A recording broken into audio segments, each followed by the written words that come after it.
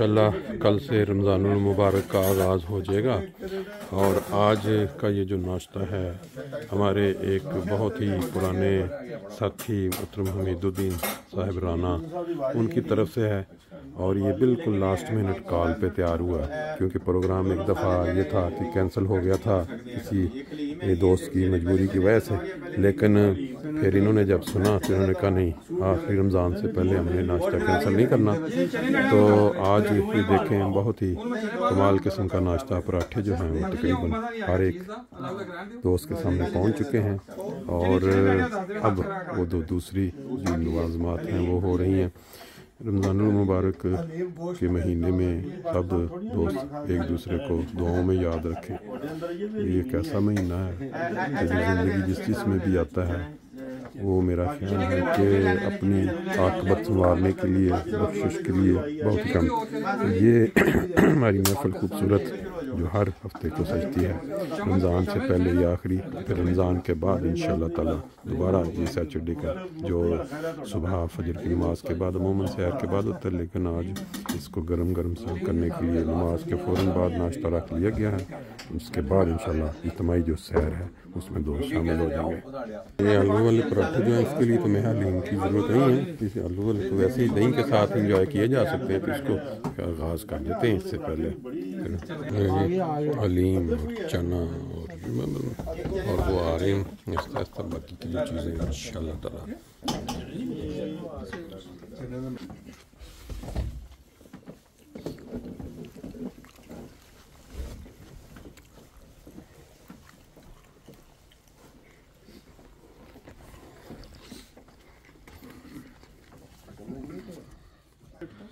ले जी, कल से इंशाल्लाह पहला रोज़ा होगा। तो आज उसकी जो रिहर्सल है ना फजर की नमाज से पहले, कल हमने नाश्ता करना है इस तरह, तो आज हमने साथ ही कर लिया फजर के बाद।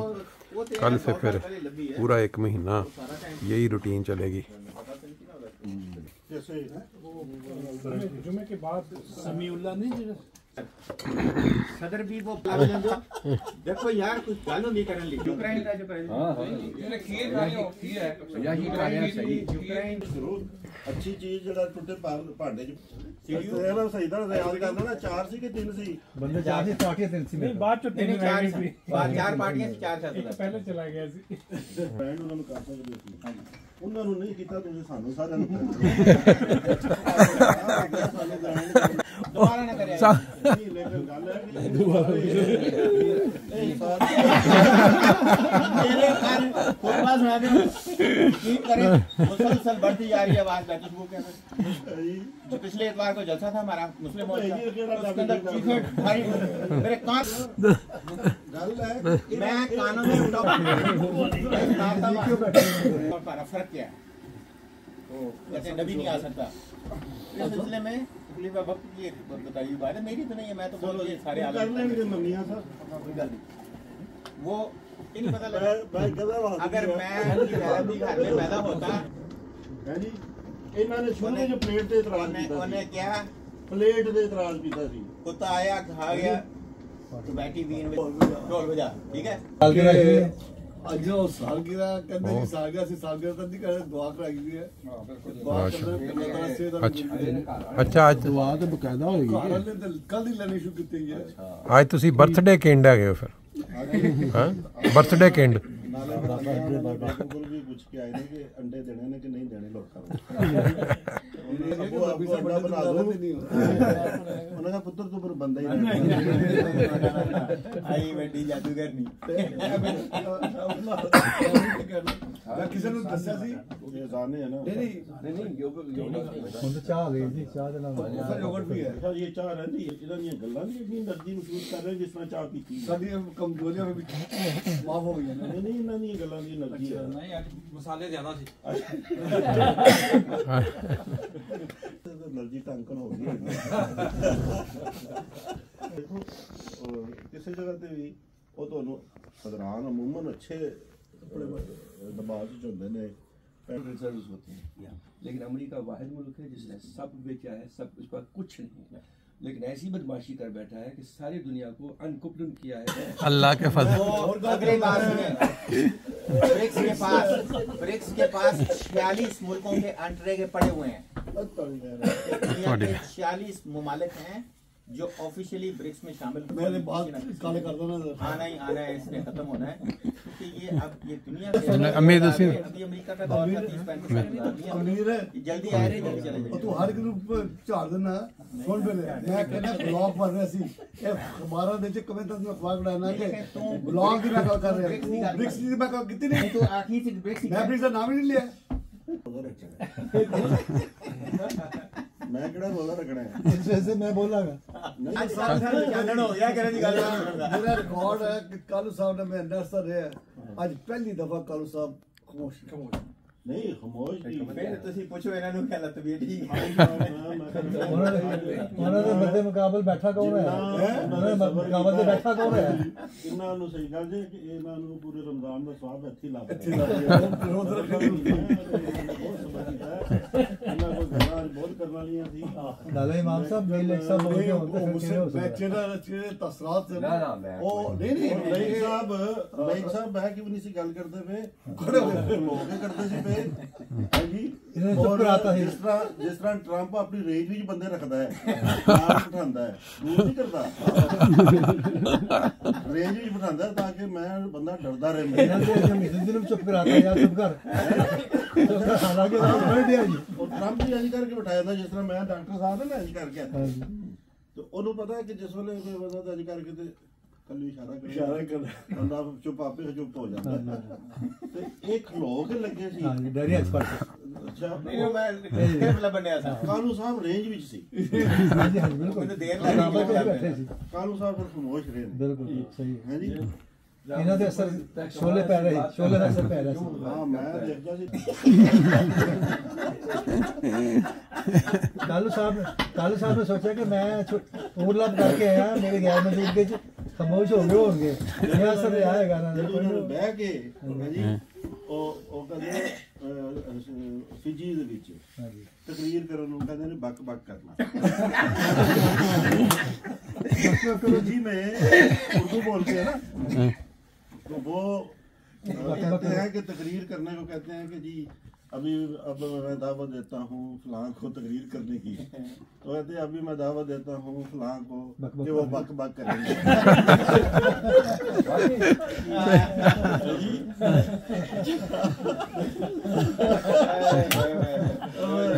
अभी आपके सामने फलां बक बक कर रहा था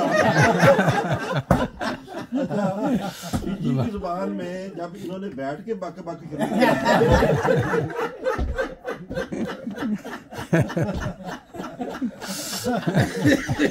आपको मजा है कैसा रहा फिजी की जुबान में जब इन्होंने बैठ के बक बक शुरू की तो कालू साहब की जान में जा रहा है जब तक खड़े थे परेशान थे जब फिजी की जबान में इन्होंने बक बक की बाकी सब हक बक रह गए हक्के बक्के रह गए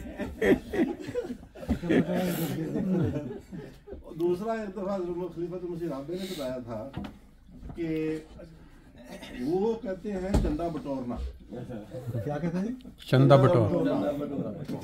चंदा लेना जो है ना चंदा लेना कलेक्ट करना बटोरना किसी को उर्दू में कहते हैं किसी से धोखे से या पैसे ले उसको कहते हैं बटोर लिया दाल आके पैसे ले तो वो होता है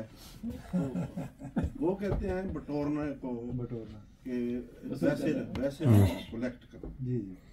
तो वो कहते जी अच्छा जी वो सेक्रेटरी माल साहब का वो जी चंदा बटोर रहे तो ज़बानें अल्फाज हैं वो कहते हैं कि कर्र शीशा का मतलब होता है कि हुक्के को ताज़ा कर दो शीशा हुक्के को कहते हैं तो कर्र शीशा के हुक्के को ताज़ा कर दो यानी उसका पानी शानी बदल दो ये कर दो वो कर दो लेकिन दूसरी जगह पे जाके उसी कर्र शीशा का मतलब है कि हुक्के को तोड़ दो है तो एक वहाँ का बंदा जहाँ इसका ये मतलब है कर्र शीशा तोड़ दो वहाँ का बंदा किसी दूसरी जगह पे आ गया काम करने के लिए नौकरी वो किसी का मुलाजम हो गया तो उस जिसका वो मुलाजम था तो उसने उसको कहा कर्र शीशा उसका ताज़ा कर दो। तो उसने जाके तोड़ दिया। वो बैठा इंतजार कर रहा है, शीशा आ नहीं रहा, हुक्का आ नहीं रहा। तो उसने उससे पूछा कि उसने कहा कि तुम करार तो मैंने तो ताज़ा कर दिया तुम्हारी। हाँ जी, तोड़ दिया है। तो इस तरह अल्फाज मुख्तलिफ। तो वो हमें बहुत मजाक करते हैं, ये आपका की जुबान क्या, आया सू गया सू। तो वो शाहपुर के थे। शाहपुर में भी कई तहसीलें हैं और उनकी हर एक की अलग अलग है। आप तो हरियाणा में सू वो एक दूसरे को पूछेंगे कि तुम्हारी कौन सी है, जो सूआ है या तरन, पता नहीं, वो मुख्तलिफ है। तो उनका ये था कि वो उनको मजाक हम करते थे, ये घास जो नहीं काटते लोग, एक तो होता है ना चारा, एक होता है वो फसल में से सफाई करते हैं, जड़ी बूटी, वो खाने के लिए, जानवरों के खाने के लिए। तो उसको कहते हैं पंगा। यानी वो पंगा लेने के लिए गई, गुजोन हो गया कि वो जो खातून उनकी काम करती थी ना उनके साथ ही, वो घास काटने के लिए गई, गुजोन हो गया, अंधेरा हो गया। यानी वो इस तरह की जुबान थी कि आम बंदा, और वो बातों में ना उनका तकिया खराब है, साया। तो हमारा एक लड़का था, उसने जनाब उठाया, पटक के नीचे फेंक दिया। कहता है हम तो बात में ऐसे ना, बिहार में भी जानवर को भी साला वो कहते हैं बाप साला कहा। दादा ये जातुर तन बदन में जान है ना, जातुर जान पे खेलू। जो शोधा का लफ्ज़ है, शोधा। अच्छा, ये शोधा का लफ्ज़ मुस्लिम ने जान फरमाया कि ये कादियान की तरफ और मानों में इस्तेमाल होता है, और इधर सरगोदा इन इलाकों में जो शोधा का लफ्ज़ शोधा ये और मानों में इस्तेमाल होता है। यानी यहाँ पॉजिटिव माना है और उधर नेगेटिव माना है। तो वो कहते हैं कुछ औरतें आई हुई थी कादियान, तो वो कहे हुजूर के बारे में ना, हमारे हुजूर तो नूरुद्दीन आई शोधे। कादियान में इसका मतलब बिल्कुल उल्टा हो गया। तो वो जो वहाँ की औरतें थी कादियान की जुबान में क्या मतलब बताइए? इंडिया में तो शोधा कहते हैं जो 400 मलंग किस्म का। अच्छा नशे ही। पता नहीं उसका मतलब वो क्या तरफ होगा, लेकिन वो बार किसी हद तक नेगेटिव में नहीं होगा। सब कबीले ने कहते शोधा नहीं शोधा कहते बात है, दुआ में हर्ज कोई नहीं होता। लेकिन एक बात आपको बताऊं कि बाज़ ऐसी चीज़ें होती हैं कि उसमें ना हर्ज नहीं होता, लेकिन वो रस्म और रिवाज नहीं करनी चाहिए। रस्म और रिवाज मसलन अभी मतलब है कि वो कहते करे कोई भरे कोई जी